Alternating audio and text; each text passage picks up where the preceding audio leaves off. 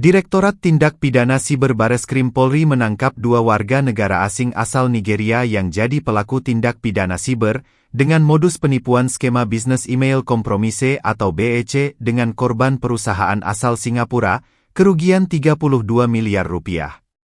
Direktur Siber Bareskrim Polri Brigjen Pol Himawan Bayu Aji menjelaskan pengungkapan kasus ini berawal dari laporan korban sebuah perusahaan real estate yang berkedudukan di Singapura.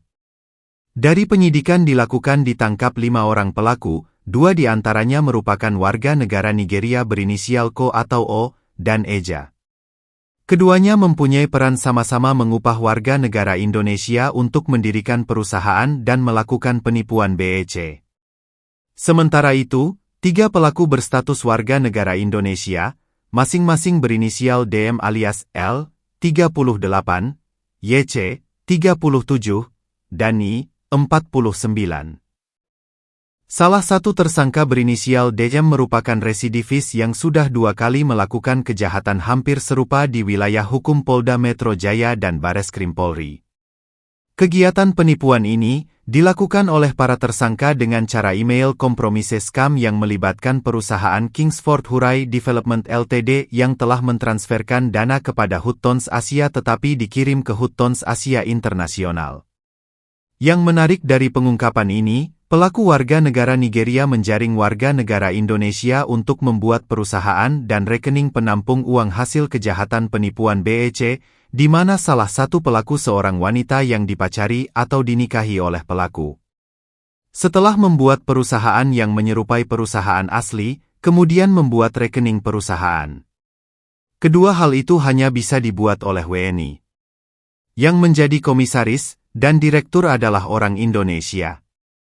Dalam pengungkapan ini, penyidik berhasil menyita uang tindak kejahatan dari pelaku senilai 32 miliar rupiah. Selain itu, ada satu tersangka yang masih buron berinisial S, warga negara Nigeria yang berperan sebagai peretas. Untuk para tersangka dijerat dengan pasal 51 ayat 1, Yungto Undang-Undang Nomor 19 Tahun 2016 tentang perubahan atas Undang-Undang Nomor 11 Tahun 2008 tentang ITE dan atau pasal 378 HUP dan pasal 55 ayat 1 KUHP serta pasal 82 dan pasal 85 Undang-Undang Nomor 3 Tahun 2011 tentang transfer dana dan atau pasal 3, pasal 5 ayat 1 Pasal 10 Undang-Undang Nomor 8 Tahun 2010 tentang Pencegahan Tindak Pidana Pencucian Uang, TPPU, dengan ancaman hukum paling lama 20 tahun penjara. Ada pelaporan dari pihak korban, yaitu dalam hal ini Kingsford, bahwa yang bersangkutan mengirimkan sejumlah uang yang seharusnya itu dikirimkan kepada PT Huton Asia, kepada Bank UOB Singapura. Kemudian oleh pelaku dilakukan manipulasi data sehingga korban mengirimkan kepada Bank BRI yang ada di Indonesia atas nama PT Huton Asia International. Selanjutnya atas dasar surat tersebut, pelaporan tersebut kami tindak-lanjuti dengan melakukan pemeriksaan terhadap korban yang ada di Singapura.